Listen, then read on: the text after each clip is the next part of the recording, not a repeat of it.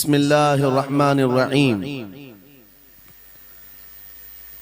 इन औलियाउहु इल्लल मुत्तकून।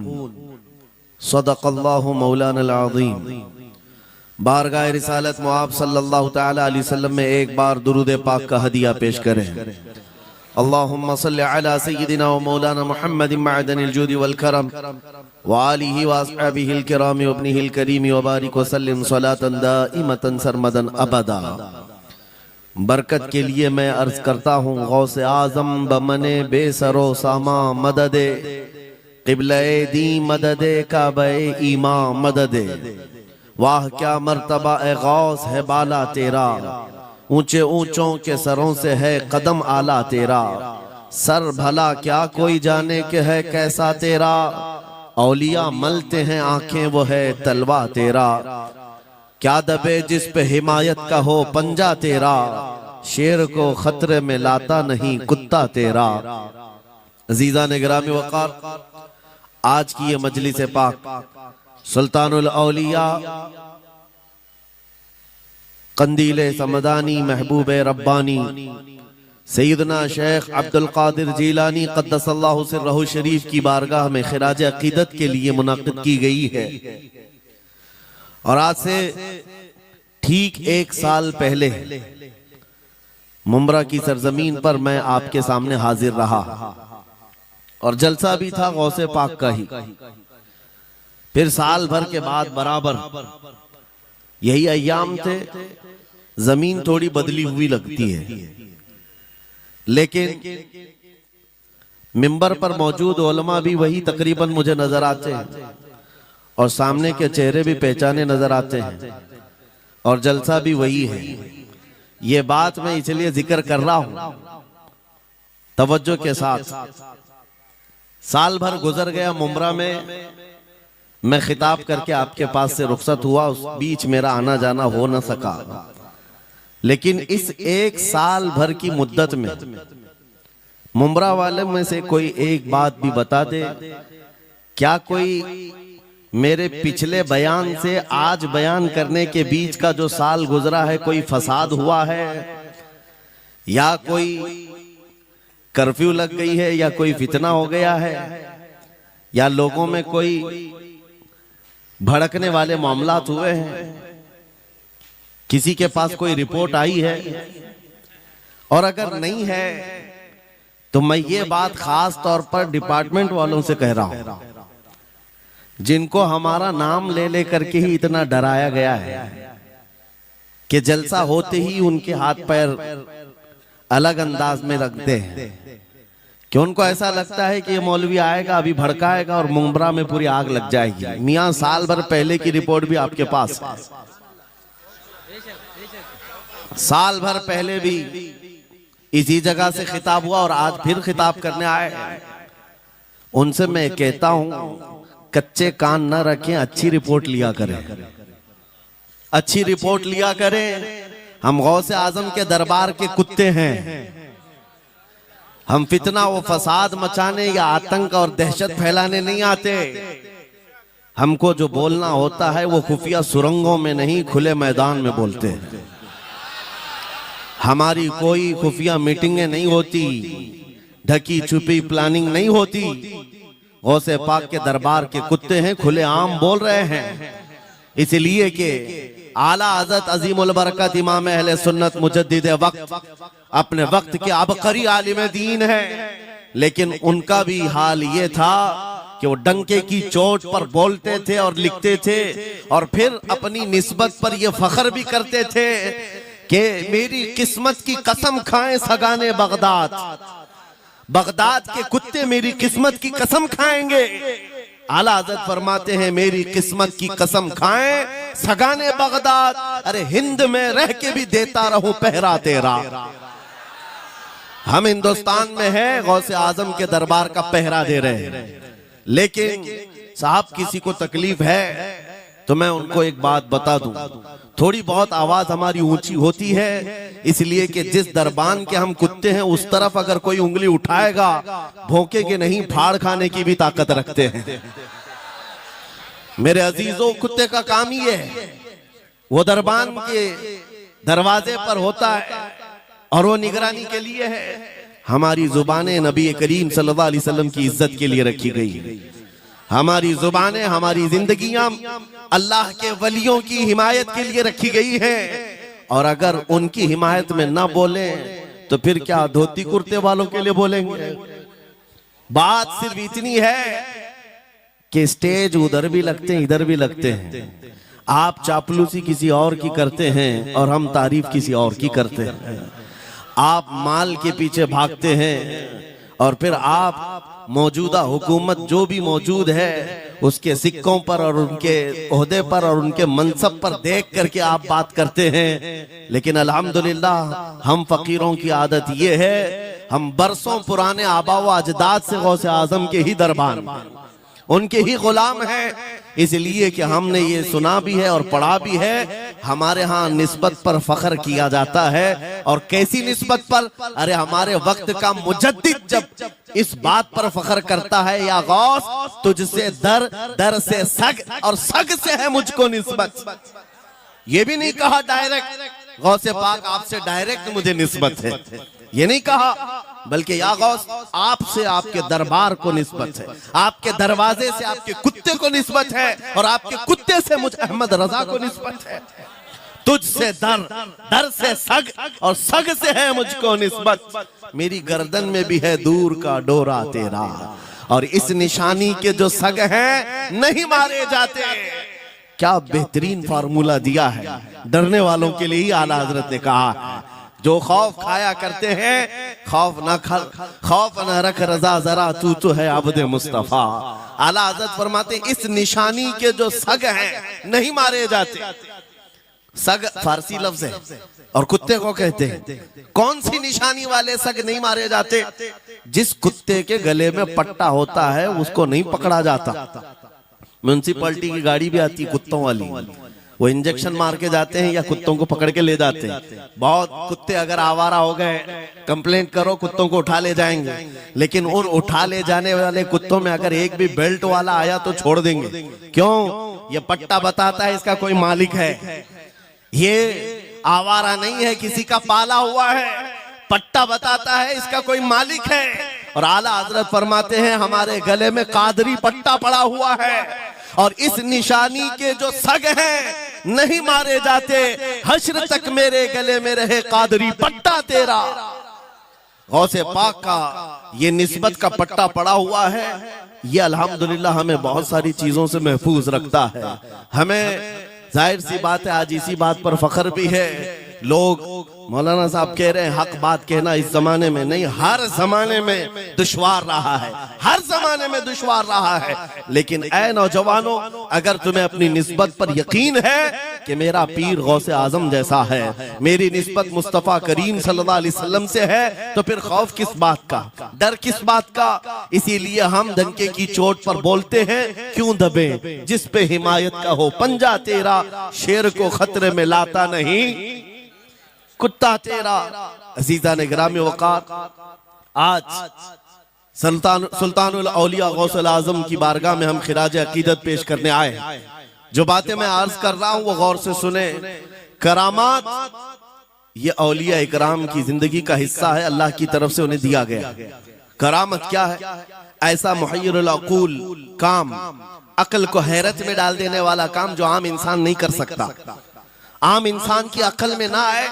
अल्लाह के वली से सादिर होने वाला ऐसा कोई काम, उसको करामत कहते हैं। लेकिन करामत औलिया इकराम की विलायत को साबित करने के लिए जरूरी नहीं। औलिया इकराम की विलायत को साबित करने के लिए करामत नहीं दिखाई जाती, शरीयत पर इस्तिकामत ये विलायत की अलामत है। अगर वो मजबूती के साथ हर जमाने में अपने दीन पर जमा हुआ है, वो अल्लाह का वली है, वो अल्लाह का वली है। आज भी हमारी कौम औलिया को ढूंढने पर लगी हुई है। सुनो, अल्लाह का वली ढूंढना चाहते हो तो ढूंढने के लिए निकलते हैं और पीछे पड़ जाते हैं, देखते हैं ये ठोकर मार करके सोने का सिक्का निकाल सकता है कि नहीं निकाल सकता है। औलिया को इन्हीं बातों पर आज भी लोग परखते हैं। सोचते हैं कि अभी बाबा आसमान पर उड़ेंगे तो मैं समझ लूंगा अल्लाह के वली हैं, पानी पे चल के दिखाएंगे तो मैं समझ लूंगा अल्लाह के वली हैं। मैं यहीं बैठा हूं, अचानक मेरे पास पैसों का थैला खोल के दे दें, अल्लाह के वली होंगे। यानी तुम एक जगह बैठे रहो, हलवा खिलाने वाले बाबा जिसको तुम समझोगे अल्लाह का वली है। मेरे अजीजों, ये जो चीजें तुम समझ बैठे हो अल्लाह के वली के लिए, ये जरूरी नहीं, बल्कि ये देखो कि वो नबी पाक की शरीयत पर कितना कायम है, मेरे नबी के रास्ते पर कितनी मजबूती से जमा हुआ है। मैं आपको पूछता हूं, सैयदुश शुहदा इमाम अली मकाम इमाम हुसैन आजम से बढ़कर अल्लाह का वली कौन? अल्लाह का वली कौन है? सारे औलिया कराम की निस्बत वहां जाकर खत्म होती है। उस हुसैन आजम को देखें करबला के मैदान में, अपने बच्चों की कुर्बानी के सामने भी जमे रहे, डटे रहे, करामत का इजहार नहीं किया, शरीयत पर इस्तिकामत लोगों को दिखाया। दुनिया में जैसी भी आफतें आ जाएं, मुसीबतें आ जाएं, अगर दीने मुस्तफा पर जमा हुआ है, इस्तिकामत के साथ खड़ा हुआ है, वो उसकी सबसे बड़ी विलायत है, वो सबसे बड़ा वली है। अल्लाह का वली वो है जो शरीयत पर जमा हुआ है, डटा हुआ है, कायम है। और करामात औलिया इकराम की जिंदगी का एक छोटा हिस्सा है, छोटा हिस्सा है, और इस्तिकामत ये बहुत बड़ा हिस्सा है। जमे रह जाना किसी बात पर, खौफ ना खाना बातिल ताकतों से, न डरना इन जालिमों से, ये औलिया इकराम की जिंदगी का खास वतीरा है। आज हम सबको जिस चीज की जरूरत है वो करामत की नहीं, इस्तिकामत। करामतें सुनते भी आया, अब करामत से आप ये समझते हैं कि काया पलट जानी चाहिए।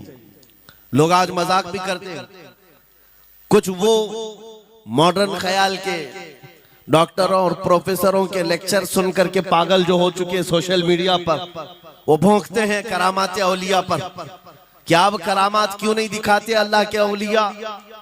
ये जो हालात बदले हुए हैं, इन हालात में इनकी करामतों से जमीन क्यों नहीं पलट जाती, जालिमों के मुंह में कीड़े क्यों नहीं पड़ जाते? मेरे अजीजों, पूरी दुनिया करामात से नहीं चलाई जाती, वल्लाह मुसब्बिबुल अस्बाब, असबाब पर रखा है। एक मशहूर जमाना बुजुर्ग हजरत मोहम्मद जाम रहमतुल्लाह अलैह बगदाद हलाकू के जमाने के थे। हलाकू बादशाह जिसने बस्तियों की बस्तियां वीरान कर डाली और इतने कत्ल कर दिया था, जहां से गुजरता था इंसानों की खोपड़ियां। उसका जब बगदाद पर हमला करने का इरादा हुआ तो बगदाद से कई मील दूर उसका लश्कर लेकर वो पड़ाव किया और अपने 2 सिपाहियों को बगदाद का मुआयना करने के लिए भेजा। और उसकी दहशत तारी थी सब शहरों में, हलाकू अगर आ गया तो हिलाक हो जाएंगे, इसके फौजी सबको बर्बाद कर डालेंगे। हलाकू का नाम सुनते ही लोगों में दहशत तारी होती थी। तो 2 सिपाही 2 फौजी हलाकू के बगदाद मुआयना करने के लिए आए तो लोगों में खलबली मच गई, अब जाएं तो कहां जाएं? तो हजरत मोहम्मद जाम रहमतुल्लाह अलैह एक बुजुर्ग थे, उनके पास लोग दौड़ते हुए आए और वो वजू फरमा रहे थे, उनके हाथ में पानी का कटोरा था और आकर के लोग रोने लगे, हुजूर हलाकू आ गया, बगदाद तबाह कर डालेगा, बगदाद को बर्बाद कर देगा, आप बचा ले, अल्लाह के वली हैं, आप दुआ करें। उन्होंने अपनी कटोरी पलट दी और कहा जाओ, अल्लाह हिफाजत करेगा। रिवायत में मिलता है कि वो 2 सिपाही ढूंढते ढूंढते रह गए, उनको बगदाद नजर ही नहीं आया। कोई बगदाद का न घर दिखा, न महल, न रास्ता, कुछ नहीं। वापस वो अपने बादशाह के पास जाकर कहते हैं हम तो बहुत ढूंढ करके आए, बगदाद मिला ही नहीं। हलाकू ने उन दोनों सिपाहियों को कत्ल कर दिया। कहा कि तुम झूठ बोलते हो, मुझे बगदाद की रोशनी यहां से दिखती है और तुम्हें कैसे नजर नहीं आया? या तो तुम निकम्मे हो या तो फिर मेरे साथ धोखा कर रहे हो, कत्ल कर दिया। दूसरे दिन अपने खास 2 वजीरों को भेजा कि जाओ बगदाद का मुआयना करके आओ, गलियां, वहां की सड़कें और वहां के महल्लात, वहां की इमारतें देख आओ। ये 2 वजीर गए और ढूंढते रहे। जैसे ही वो बगदाद में इंटर हुए, आज फिर लोग हलाकू के इन वजीरों को देखकर दौड़े दौड़े भागते हुए इस अल्लाह के वली के पास आया हज़रत मोहम्मद जाम। आज फिर रोने लगे, कहा हमारी बीवियां बेवा हो जाएंगी, हमारे बच्चे यतीम हो जाएंगे, सब मारे जाएंगे, आप बचा लें। आज फिर से उन्होंने कटोरी पलट दी, कहा जाओ अल्लाह हिफाजत फरमाएगा। अल्लाह वालों का ये तसर्रुफ है, ये करामात है। वो चाहे तो पूरे लोगों को पोशीदा कर दे जालिमों की नजर से। दूसरे दिन वो वजीर भी ढूंढते रह गए, उनको भी बगदाद नजर नहीं आया। वापस गए, बादशाह के वो बड़े मोतमद लोग थे, कहा कि हम भी गए लेकिन हमको बगदाद नजर नहीं आया। हलाकू को बड़ा ताज्जुब हुआ, ऐसा कैसे हो सकता है? लोकेशन बिल्कुल सही है, हम सामने चंद मील के फासले पर है और इनको बगदाद नजर क्यों नहीं आता? तीसरे दिन उसने कहा कि अब किसी मुआयने की जरूरत नहीं, कोई जायजा लेने की जरूरत नहीं, हम डायरेक्ट जाते हैं। फौज को तैयार करो। पूरी फौज को लेकर के जब तैयार होकर वो बगदाद के सरहद पर आकर खड़ा हो गया, उसके जंग का बिगल बजा और तबाही के आवाजें आने लगी, तो आज लोग फिर दौड़ते हुए हजरत मोहम्मद जाम के पास आए और उनसे रो रो कर गिड़गिड़ाने लगे। कहा आज तो आफत आ गई, बड़ी बला आ गई। तवज्जो से सुनना मेरे अजीजों, आज आप अगर ना बचाएं तो सब तबाह हो जाएंगे, बर्बाद हो जाएंगे। आज आप अपनी कटोरी उठा रहे थे, उन्हें गैब से निदा आई, ए मेरे महबूब बंदे, कब तक तुम अपनी कटोरी उठाकर इनको बचाते रहोगे? इनको मोहलत दी गई थी अपने अमाल दुरुस्त करने की, ना इन्होंने तौबा किया ना अपने अमाल दुरुस्त किए। इनको इनके हाल पर छोड़ दो। अल्लाह के वलियों को हुक्म होता है अल्लाह का, अब इन्हें न बचाया जाए तो जाहिर सी बात है वो हुक्म इलाही के पाबंद है। उन्होंने वो कटोरी छोड़ दी। फिर हलाकू दाखिल हुआ बगदाद में और ऐसी तबाही मचाई थी कि पूरे बगदाद की सड़कों में सिर्फ खून ही खून था। तबाह बर्बाद कर दिया, ईंट से ईंट बजा डाली। इस वाक़े को मैंने पढ़ा, उसके बाद ये महसूस हुआ अल्लाह के औलिया कराम मदद जरूर करते हैं, लेकिन एक वक्त तक, जब वो वक्त आ जाए अल्लाह की तरफ से मना हो जाए कि ये कौम बड़ी सरकश है, अब इनकी मदद ना की जाए, तो फिर ये हाथ उठा लिया करते हैं और इनको हालात पर छोड़ दिया जाता है। अज़ीज़ान गिरामी वक़ार, औलिया कामिलीन की करामतों पर भौंकने वालों से भी मैं यही कहूंगा, वो चाहे तो पल भर में हालात हमारे बदल दें, चाहे तो जमीन को उलट पलट दें, लेकिन वो अल्लाह के हुक्म के पाबंद होते हैं। और लोगों के लिए ये बात है, नसीहत है कि जब ऐसे हालात आ जाएं, आप इधर उधर भागने की बजाय पहले अपने दिल की तरफ देखें, कहीं मेरे गुनाहों से दिल के धब्बे बढ़ तो नहीं गए, मेरा दिल सियाह तो नहीं हो गया। सच बताओ मेरे अजीजों, इतने सख्त हालात के बाद कितने लोगों को ऐसी तौफीक हुई कि रात का अंधेरा छा गया हो और तौबा करने का जज्बा बढ़ गया हो, रात के वक्त बैठ करके रोने लग गया हो।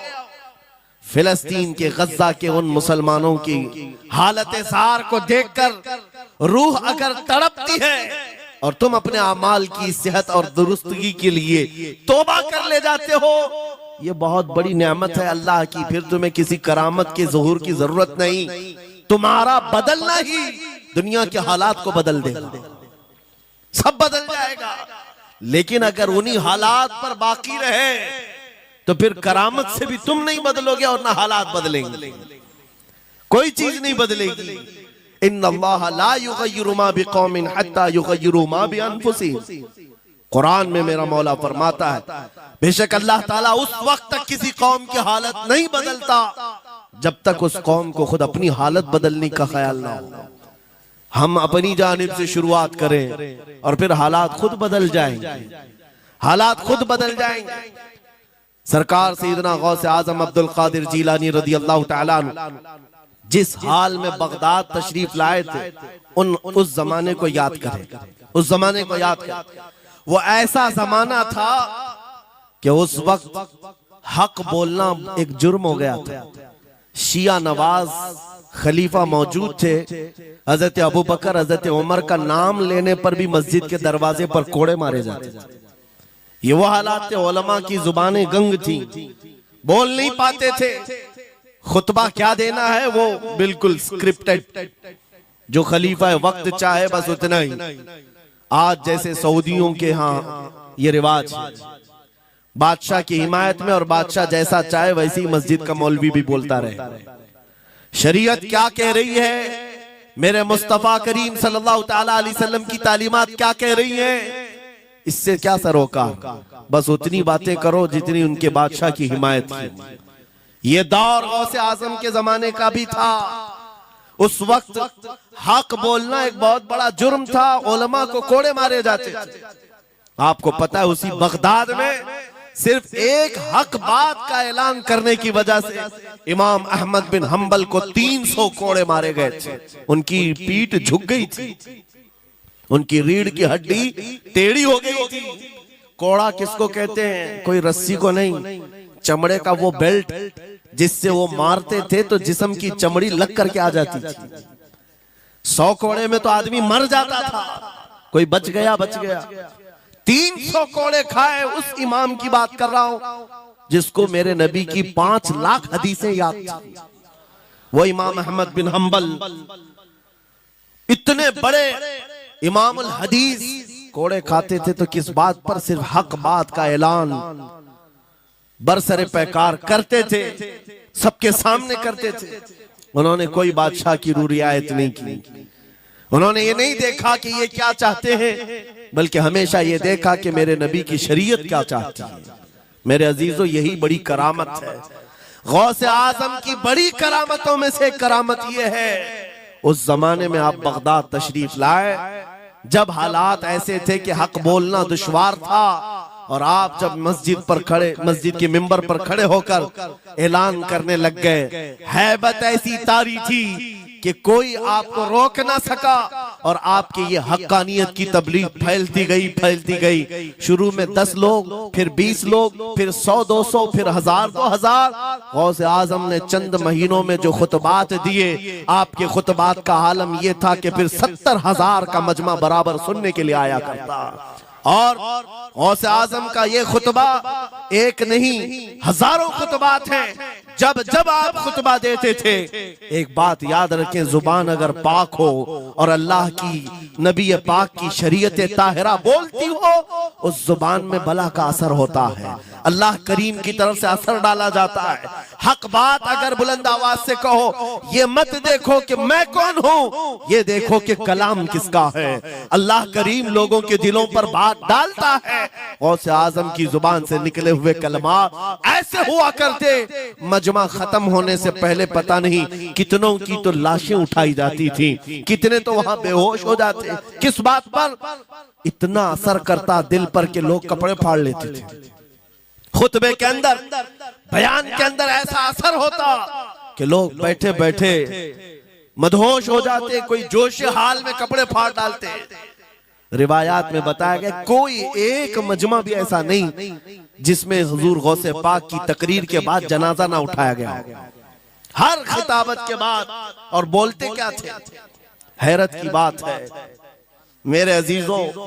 आज बाज लोग ये कहते हैं, हम भी बहुत सारी चीजें बयान कर रहे हैं, मैं अपने लिए भी नसीहत और सारे उलमा के लिए भी कहता हूं, लोगों के पल्ले नहीं पड़ती, लोगों के कानों में नहीं जाती।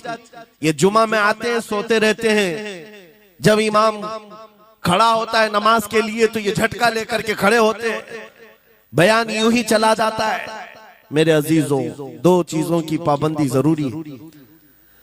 मैंने पढ़ा था इमाम अहमद बिन हंबल नहीं, हजरत सुफियान सौरी रदी अल्लाह ताला, हजरत सुफियान सौरी नसीहत कर रहे थे, और जब वो नसीहत करते तो लोग रो पड़ते थे, आखिरत को याद करते, कब्र की होलनाकियों का तज़किरा करते तो लोग रोने लगते थे। एक बंदा था, वो मजलिस में आया करता और खामोश बैठता, और उस पर कुछ भी असर नहीं। एक दिन उसने पकड़ करके पूछा हजरत सुफियान से, आप जब बयान करते तो लोग धाड़े मार मार कर रोते हैं, मुझे तो कुछ नहीं होता, मैं तो ऐसे ही बैठा रहता हूं। आपने क्या फरमाया? आपने ये नहीं फरमाया कि तू बदतमीज है, तू बदमाश है, तू बदअमल है। फरमाया 2 में से एक खराबी हो सकती है, या मेरा दिल खराब होगा या तेरा दिल खराब होगा, इसलिए कि मैं बात रसूलुल्लाह की कर रहा हूं, इसमें असर तो होगा ही। 2 में से कोई एक खराब होगा, ये नहीं फरमाया कि तू ही खराब। यहाँ पर हमारे लिए नसीहत है, बोलने वाली जुबान पाक हो और लुकमा हलाल का जाता हो, अल्लाह असर जरूर पैदा फरमाता है। सरकार गौसे पाक रदी अल्लाह ताला अन्हु मिंबर पर खड़े होकर बयान कर रहे हैं। क्या बयान कर रहे हैं सुने। एक दिन आप हजरत अब्दुल जब्बार को बैठाए अपने बेटे को, वो बयान करते रहे, उसके बाद उतर कर क्या कहा, अब्बा जान आप जो बयान करते हैं उसमें जो रिक्कत तारी होती है वो मेरे बयान में नहीं होती, आप बयान करें। गौसे पाक मिंबर पर खड़े हो गए और सुनो 70,000 का मजमा है। गौसे पाक की तकरीर क्या है, डायरेक्ट शुरू फरमाते गौसे पाक, ऐ लोगों मेरे घर में आज एक बड़ा हादसा हो गया। अपने घर का वाकया बयान कर रहे, मेरे घर में आज एक अजीब हादसा हो गया। अब्दुल जब्बार की माँ यानी अपनी बीवी के बारे में कह रहे हैं, उनके बेटे हजरत अब्दुल जब्बार कहते हैं, अब्दुल जब्बार की माँ मेरे लिए दही मट्टी की हांडी में जमा कर रखी हुई थी, एक छीके से लटकाई हुई। गर्मियों के दिन थे, आज मेरी भी ख्वाहिश थी दही खाने की। मैं घर पहुंचा दोपहर के वक्त, दही की हांडी मेरी बीवी ने उठा करके दस्तरखान पर रखा था। मेरे पहुंचने से पहले ही एक बिल्ला आया घर में और पांव से झपटा मारा, वो दही का मटका गिर गया, टूट गया और दही पूरा जमीन पर बह गया। न माँ खा सका न मेरी बीवी खा सकी। इतना बयान करना था कि लोग भाड़े मारकर रोने लग गए, कपड़े फाड़ने लग गए, लोगों के अंदर जोश हाल से कैफियत बदल गई। मेरे अजीजों, कोई अपने घर का वाकया बयान कर रहा हो कि दही की हांडी फट गई, दही बह गया, इसमें कौन सी ऐसी बात है रोने की? ये हमारे और तुम्हारे लिए हो सकता है। गौसे आजम का मजमा भी अहले दिल का हुआ करता था, वो बसीरत वाले लोग बैठते थे। गौसे पाक क्या बयान कर रहे थे? गौसे पाक के बयान का मतलब ये नहीं है कि अब्दुल उनकी बीवी दही की हांडी जमाई थी और उनके लिए खाने का इंतजार कर रही थी। गौसे आजम अपने वाकये से दुनिया की हालत बता रहे थे, ऐ लोगों, जिस तरह मेरे घर में आज मेरे खाने से पहले दही का मटका टूट गया और दही बह गया, सबकी हालतें तकरीबन ऐसी होती हैं। इंसान अपने लिए इतना कमाता है, माल जमा करता रहता है और जब उसके खाने का वक्त आता है मलकुल मौत पंजा मारकर रूह निकाल लेता है और सारा माल उसका धरा का धरा रह जाता है, ना वो चख पाता है ना खा पाता है। गौसे पाक रज़ी अल्लाह ताला अन्हु ये दुनिया की हालात बता रहे थे और मेरे अजीजों, आज भी वही हालात हैं हमारे, आज भी वही हालात हैं।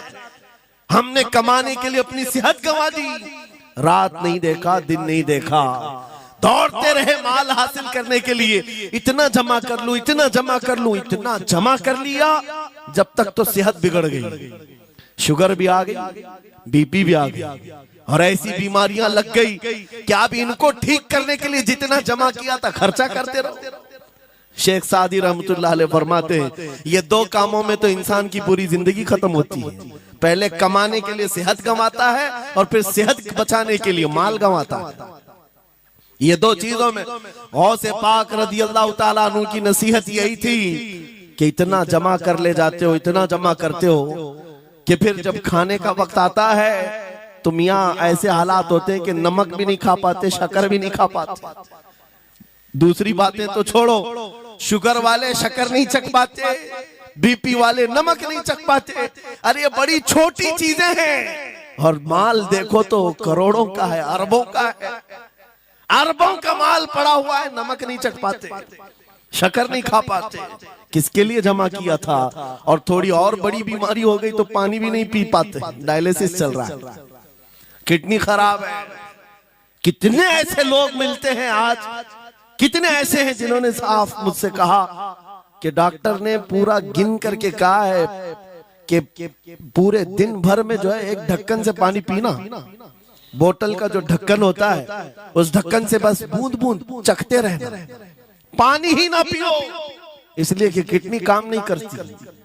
ये दुनिया है मेरे अजीजों।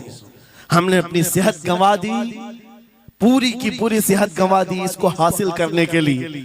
इसी को मेरे इमाम अहले सुन्नत फाजिल बरेलवी ने कहा था, शहद दिखाए जहर पिलाए, कातिल डायन शोहर कुछ, इस मुर्दार पे क्या ललचाए, दुनिया देखी भाली। लेकिन समझ में किसी को नहीं आता, उस वक्त समझ में आने लगता है जब जाने का वक्त होता है। जाने के वक्त हालात ऐसे होते हैं, मैं अक्सर अपने टूर में देखता हूँ, उम्रा पे जाते हैं, बगदाद पे जाते हैं, खूब आयश से रहते हैं, सबको पता रहता है प्लेन में सिर्फ 30 किलो का अलाउड है, लेकिन मार्केट में जाते हैं तो उनको कुछ खबर नहीं होती, सब खरीद रहे होते हैं। हो जाएगा, खरीद करके लाकर रूम में भर दिए, और आज शाम में जाना है तो ठोस रहे हैं, इस बैग में उस बैग में नहीं घुसा। और उसके बाद फिर एयरपोर्ट पहुंचे तो कभी इसको रिक्वेस्ट, कभी उसको रिक्वेस्ट, थोड़ा हमारा भी ले लो, थोड़ा हमारा भी ले लो। अरे वहां सबका 30 है, कोई लेने को तैयार नहीं। फिर खरीदा हुआ वहीं छोड़ करके हसरत भरी निगाह से देखते जाते हैं, किसी की खजूर छूटी हुई है, किसी के मुसल्ले छूटे हुए हैं, किसी के कपड़े छूटे हुए हैं। हर बार हम एयरपोर्ट पे देखते हैं, छोड़ करके जा रहे होते हैं, बड़ी हसरत से देखते हैं। मेरे अजीजों, ये कोई लतीफा नहीं, सेम यही हालात जब दुनिया से जा रहा होता है एक इंसान, मरने से पहले उसकी आंखें फटी रह जाती हैं। क्यों कहा गया है मरने के वक्त सबसे पहले उसकी आंखें बंद कर दो? क्योंकि वो अपना माल देख रहा होता है, अपनी औलाद देख रहा होता है, अपना घर बार देख रहा होता है। मैंने इसको बनाया था, इस तरह से कमाया था, इस तरह से इसको पाला था, ये सब देखता रह जाता है। उनमें से किसी चीज को उठा भी नहीं पाता, ले नहीं जा सकता, यहाँ तक कि ऐसी हालत होती है खुद जा भी नहीं पाता, दूसरों के कंधों पर सवार होकर जाना पड़ता है। ये दुनिया की हकीकत। गौसे पाक की तालीमात अगर पढ़ते रह जाओ मेरे अजीजों, तसव्वुफ का एक ऐसा किला है, गौसे पाक की तालीमात काफी है तुम्हें तौबा करने के लिए, दुनिया में दिल लगाने के लिए और उससे दिल हटाने के लिए। गौसे पाक की तालीमात काफी है। आपने फरमाया था दुनिया में ऐसे रहो जैसे कश्ती समंदर में चलती, कश्ती समंदर में चलती है, यानी पूरे भरे हुए मौजों के पानी पर कश्ती चल रही है, लेकिन उसका कुछ बिगड़ता नहीं है। हाँ, अगर पानी कश्ती के अंदर आ गया तो फिर कश्ती के लिए खतरा है, डूब जाएगी। तुम दुनिया में ऐसे ही रहो कि तुम्हारे अंदर दुनिया ना आए, तुम दुनिया में हो, तुम्हारे अंदर दुनिया ना आ जाए। अगर तुम्हारे अंदर दुनिया घुस गई तो डूब जाओगे, फिर यहां से निकल नहीं पाते। मौलाना रोम इसी की मिलती जुलती बात कहते हैं मसनवी शरीफ में। जलालुद्दीन रूमी फरमाते हैं, एक चूंटी को देखा, शहद का एक कतरा जमीन पर गिरा हुआ है, शहद का कतरा चिपकने वाला होता है, यानी उसके अंदर गम होता है। चूंटी करीब से आई, एक चुस्की ली, शहद को चखा और जाने लगी। फिर आई, पेट कहां भरता है चूंटी का मीठे से। अरे शहद तो पानी में भी रखो ऊपर से आके गिरती है, और शहद खाना है उसको। और दूसरी तरफ से आई, फिर गई, पेट नहीं भरा, चारों तरफ से उस कतरे को चाट चाट के गई। मौलाना रोम फरमाते हैं, फिर चूंटी के दिल में ख्याल आया, मैंने हर तरफ से तो शहद को चक्कर देखा, टेस्ट एक ही है, बीच कतरे में कैसा टेस्ट होगा, कतरे के बीचों बीच शायद अलग टेस्ट होता है। तो चूंटी ये सोच करके कतरे के ऊपर चढ़ गई, जो शहद का कतरा था उसके ऊपर चढ़ गई। कहा ऊपर चढ़ करके मैं चुस्की लूंगी इसकी और चखूंगी। और जब चढ़ गई तो उसके सारे पैर हाथ उस पे चिपक गए। चूप तो लिया, शहद खा तो लिया, लेकिन वापस आने का कोई रास्ता ही नहीं था।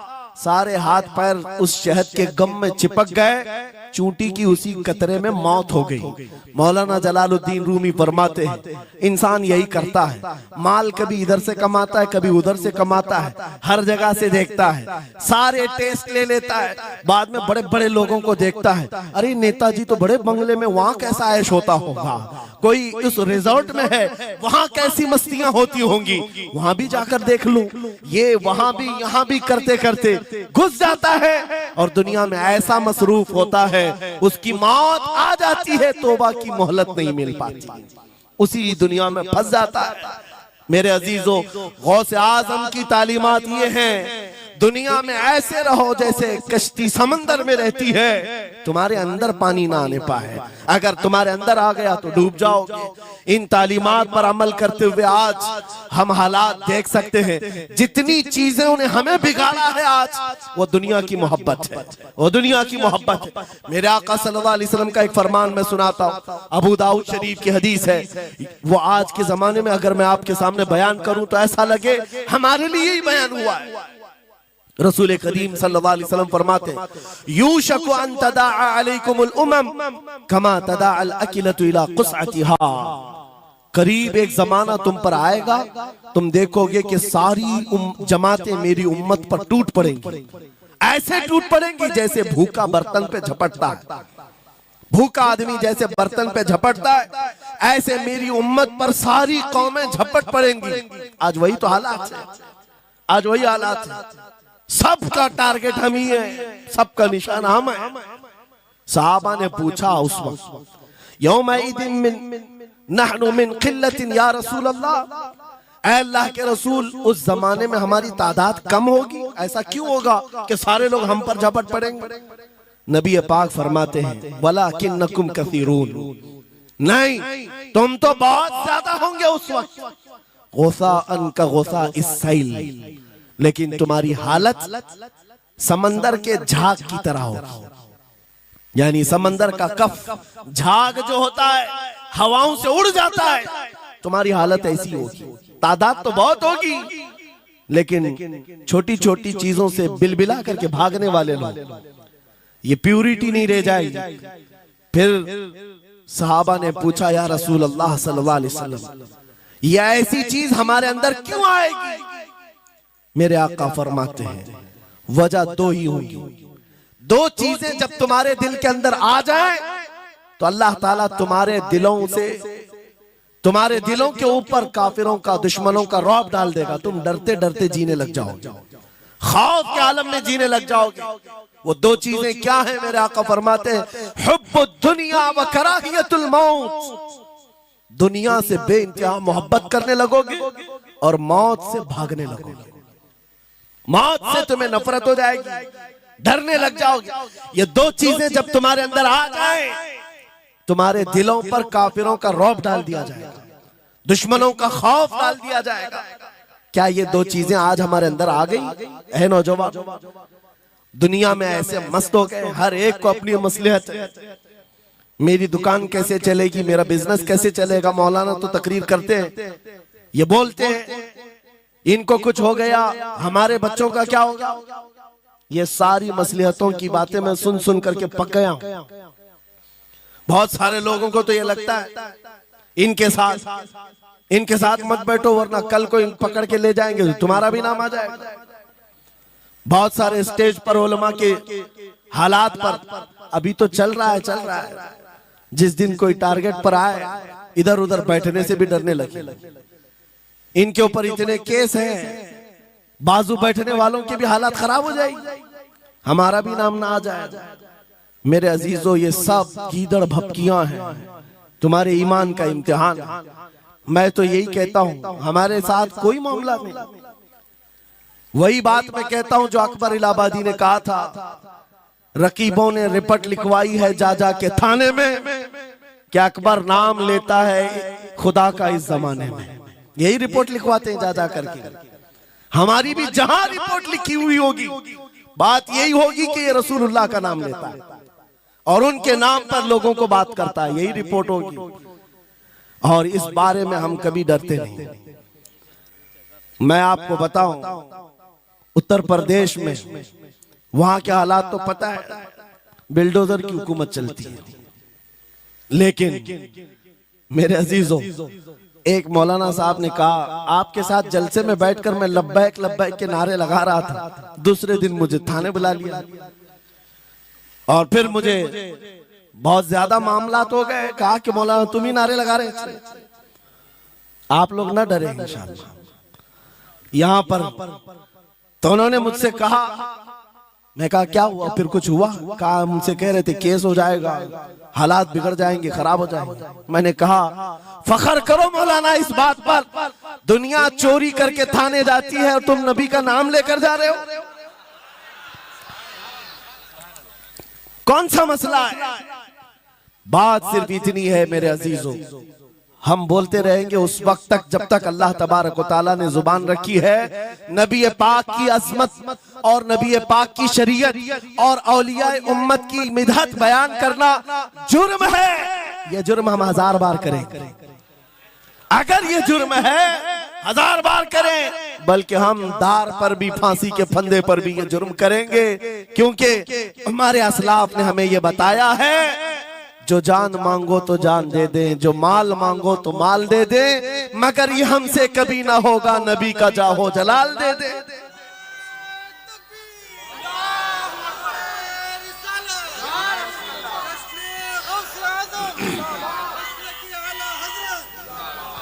खामखा बेचारे हमारे रिश्तेदारों को डरा करके रखे लोग, पुलिस वाले हजरात को कुछ लोग रिपोर्ट लिखवा कर डरा करके रखे हुए। मैं आपको बता रहा हूं, एक साल में तकरीबन 170 के करीब जलसे करके आए। किसी एक जगह की भी रिपोर्ट निकाल करके बताओ कि हमने कहीं फसाद करवाया, हमने कहीं पर लोगों में माहौल बिगाड़ा हो, या पब्लिक भड़क करके एक दूसरे के जंग करने पर आई हो, कहीं नहीं। अगर कौम को, सोई हुई कौम को बेदार करना तुम्हारे नजदीक भड़काना है, तो ये भड़काना तो बहुत अच्छा है मेरे अजीजों। हमारा काम सिर्फ इतना है, हम उन नौजवानों से बात कर रहे हैं जो अपने नबी के फिदाई हैं, जो अपने नबी के आशिक हैं, और हम सिर्फ उस लौ को और बढ़ाना चाहते हैं जो इनके सीनों में जल रही है। इनके सीनों में किसी और की नहीं, मेरे मुस्तफा के मोहब्बत की शमा है। अगर वो मध्यम है, हम उसको तेज करना चाहते हैं। बस मेरे नौजवान से मेरा मुतालबा सिर्फ इतना ही है, किसी की जय विजय क्यों पुकारे, क्या गरज हमको, हमें काफी है सैयद अपना नारा या रसूल अल्लाह, हमें काफी है सैयद अपना नारा।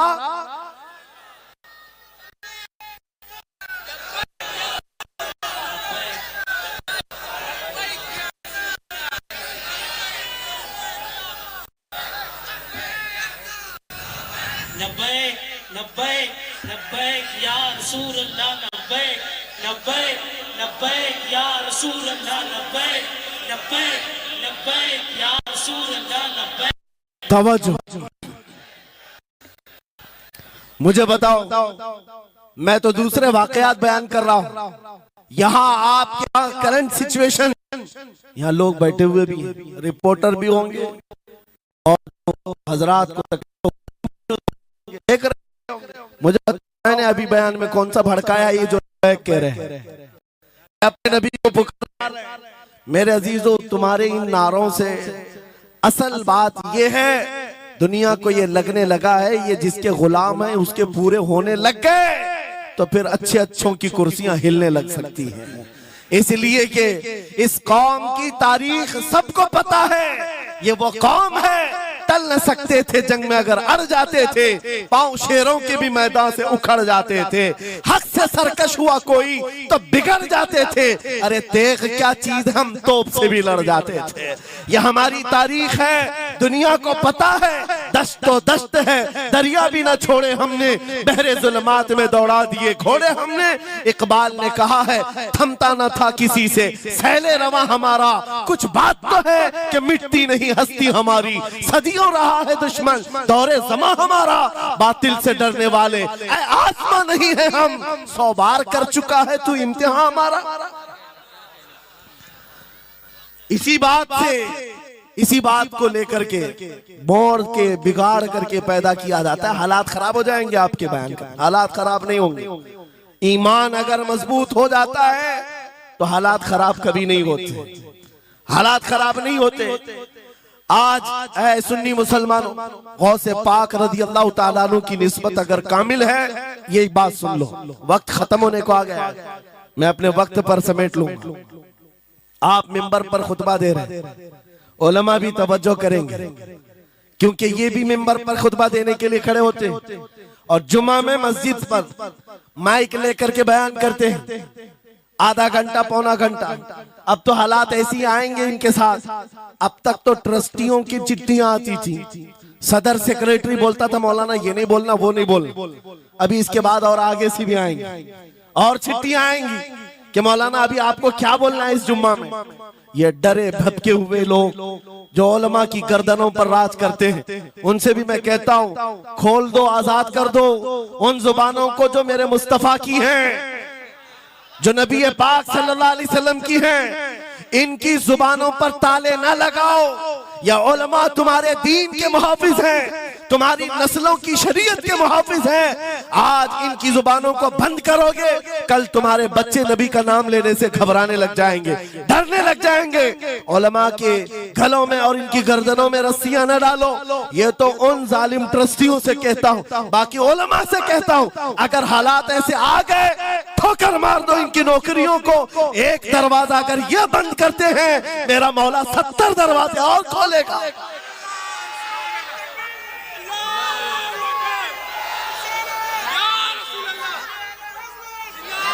सुनो, गौसे पाक रज़ी अल्लाह ताला अन्हु किस बात से डरते थे? गौसे पाक का खुतबा बयान करने वाले मौलवी हजरात, उलमा सुने, गौसे पाक किससे डरते थे? उनको डराने वाला कोई ट्रस्टी था, कोई हाकिम था? बल्कि हालात ऐसे थे, एक बार खिताब कर रहे हैं मजमे में, बहुत बड़ा मजमा है, खिताब के बीच दरमियान अभी वाज हो रहा है, एक काला सांप गिर गया आपके कंधे पर। सांप गिर गया और गिरा ही नहीं, गिर करके फिर वो आपके गले के अंदर से दाखिल हो गया, आस्तीन में आया, आस्तीन में आया और फिर इधर आया। वो लौट लौट करता रहा। लोग जो मजमे में बैठे थे उन पर हैबत तारी थी, वहशत तारी थी। कोई जगह छोड़कर इधर उधर हो रहा है, लेकिन गौसे पाक का कदम डगमगाया नहीं, ना जिस्म के अंदर कोई हरकत हुई। आपका बयान कंटिन्यू जारी रहा, उसी तरह जारी रहा। वो सांप कभी आपके सामने आया, कभी इधर आया और घूम फिर करके वापस चला गया। बयान आपका मुकम्मल हुआ। लोग खड़े हुए पूछते रहे, या सुल्तान अल औलिया सय्यदी शेख अब्दुल कादिर जिलानी, आपके साथ ये जो माजरा हुआ, ये सांप इतना खतरनाक था, देख करके हैबत तारी थी और आप अपना बयान कंटिन्यू जारी रखे हुए थे, ये क्या माजरा है? गौसे पाक फरमाते हैं, वो सांप तो मुझसे कह रहा था, ऐ अब्दुल कादिर, तुझसे पहले 70 औलिया को भी मैंने ऐसे ही आजमाया है, 70 उलमा को मैंने ऐसे ही आजमाया है और आजमा कर चला गया। गौसे पाक क्या फरमाते सुनो, ऐ लोगो, तुम मुझसे पूछ रहे उससे डरता था या नहीं डरता था? बात सिर्फ इतनी है, मैं उस कादिर का बंदा अब्दुल कादिर हूं, उस कादिर का बंदा अब्दुल कादिर हूं। मेरे उसकी कुदरत पर ऐसा यकीन है, अगर मौला ने मेरी मौत लिखी है तो ये काले सांप से क्या, चूंटी से भी हो सकती है। और अगर मौत नहीं लिखी, इस तरह के 1000 सांप मेरे गले में आए, मेरी मौत नहीं आ सकती। मेरा उसकी कुदरत पर यकीन कामिल है, इसलिए मैं उसका बयान कंटिन्यू रखा, जारी रखा। आज मैं यही कहता हूं, ऐ सुन्नी मुसलमानों और इन उलमा से भी, अगर हमारी मौत लिखी है, छोटे से हादसे से भी हो सकती है, और अगर नहीं है तो वक्त का प्राइम मिनिस्टर भी तुम्हारी गर्दन पर पैर रखे, मौत नहीं आ सकती, क्योंकि कादिर मुतलक मेरा रब्बुल आलमीन है। वक्त का बादशाह भी तुम्हारी गर्दन पर तलवार रखे, नहीं आ सकती। आपको पता है चंगेज की तारीख? चंगेज एक जालिम बादशाह गुजरा, बहुत बड़ा जालिम, जिसके सर पर 50 लाख लोगों के कत्ल का इल्जाम है। 50 लाख इंसानों का कत्ल मामूली है? उस जमाने का चंगेज, और वो मुल्क के मुल्क फतह करते हुए निकला था। एक जमाना ऐसा था मेरे अजीज, घोड़े पर बैठा हुआ चंगेज कुछ लोगों को, मुसलमानों को गिरफ्तार करके मैदान में खड़ा किया है और जल्लाद को बुलाया कि एक साथ सबकी गर्दनें उड़ाने लग जाओ। वो कितने लोग थे? 3 सफों में खड़ा किए हुए थे लोगों को जिनका कत्ल होना था। लाइन से खड़े हुए हैं, सब अपनी अपनी बारी का इंतजार कर रहे हैं। जल्लाद तलवार लेकर आया और जब पहली सफ वालों को कत्ल करने लगा, वो गर्दनें उड़ा रहा था। एक बूढ़े मियाँ पहली सफ में खड़े थे, वो जल्दी से दूसरी सफ में चले, पीछे वाली सफ में गए। बादशाह चंगेज घोड़े पर बैठा हुआ खिलौने से खेल रहा है और ये मंजर भी देख रहा है और हंस रहा है। बूढ़ा यहाँ से उधर चला गया, पहली सफ का काम तमाम, पूरे कत्ल हो गए। दूसरी सफ में जब कत्ल का ऑर्डर आया तो जल्लाद फिर गर्दनें उड़ाने लगा। दूसरी सफ, दूसरी लाइन को कत्ल करने लगा जल्लाद। ये बूढ़े बाबा जो है तीसरी सफ में चले गए, पीछे और एक सफ थी, यहां से बचकर तीसरे में चले गए, दूसरी सफ भी उड़ गई। उसके बाद बादशाह चंगेज कहकहा मार करके कहने लगा बाबा जी अब तो इसके पीछे कोई सफ नहीं, ये तीसरी थी, अब कहां जाओगे? बूढ़े मियां ने सर झुकाकर कहा अब भी मेरा अल्लाह है। ये यकीन होता है जहां तक बचना है बच लेंगे, और जब नहीं है बाबा जी ने कहा अब भी अल्लाह है, हो सकता है। उस चंगेज ने कहा कि उड़ाओ अब इनकी गर्दनें। अभी जल्लाद तीसरी सफ को उड़ाने ही जा रहा था, अचानक चंगेज के हाथ से वो खिलौना नीचे गिरा जो खेल रहा था बैठ करके घोड़े पर। जैसे ही वो खिलौना उठाने के लिए नीचे की तरफ आया, उसका पैर जीन से निकल गया और घोड़ा अचानक बिदक गया, सरकश हो गया और घोड़ा सर पर दौड़ने लगा, और ये एक पैर इसका जीन में फंसा हुआ है और सर नीचे जमीन पर है। अब घोड़ा दौड़ता गया, पता नहीं कितने पत्थरों से इस बादशाह का सर टकराता रहा, घोड़ा किसी के काबू में नहीं आ रहा। सारे सिपाही सारे फौजी इस घोड़े को पकड़ने के लिए पीछे भाग रहे, लेकिन घोड़ा दौड़ता गया, इतना दौड़ा कि उस चंगेज का सर फट करके भेजा बाहर, मर गया। बहुत दूर जाकर के घोड़ा एक जगह रुका। बादशाह की मौत का ऐलान इतना बड़ा था, सारे सिपाही सारे फौज बादशाह को लेने के लिए हाजिर आए। मियां पूरी सल्तनत तहबतह हो गई, हुकूमत बदल गई, सब खत्म हो गया, और जो कैदी थे वो आजाद होकर जाने लगे। वो बूढ़े मियां कहते हैं बाकी लोगों से, क्या मैं नहीं कहता था अल्लाह अब भी हमारे साथ है? मेरे अजीजों एक बात याद रखो, हमारे लिए दुनिया द एंड नहीं कर सकती जब तक मेरा मौला ना चाहे, अल्लाह ना चाहे। आज लोगों को ये लगता है, मुझे वैसी भी बात बताया गया कि यहाँ पर मुंबरा की आपकी घनी आबादी है, फिलिस्तीन के मामला पर कुछ बोलेंगे यहाँ पर भड़क जाएंगे। मेरे अजीजों इतने भड़कने की जरूरत नहीं, तुम यहाँ भड़कोगे तो फिलिस्तीन पहुंच भी नहीं पाओगे। बात यह है हम बोलेंगे जरूर जुल्म के खिलाफ और हक के लिए, चाहे जैसी भी हालात हो। अगर किसी को बुरा लगता है इजराइल जालिम है तो मैं 100 बार कहूंगा वो जालिम है, जालिम है, जालिम है। उनकी कोई हिमायत करने के लिए हम नहीं है, लेकिन एक बात आपको मैं जरूर बताना चाहता हूं, गौसे पाक का मसला ये है, सुल्तानुल औलिया गौसुल आजम की निस्बत के साथ आप अपनी शरीयत पर कायम रहें और अपने ईमान पर डटे रहे, और तौबा व इस्तिग़फ़ार के बाद अपने हालात बदल लें। और उन गरीब मुसलमानों को देखकर जो कत्ल हो गए और उनके टुकड़े हो गए, ये मत समझना कि इस्लाम खत्म हो गया।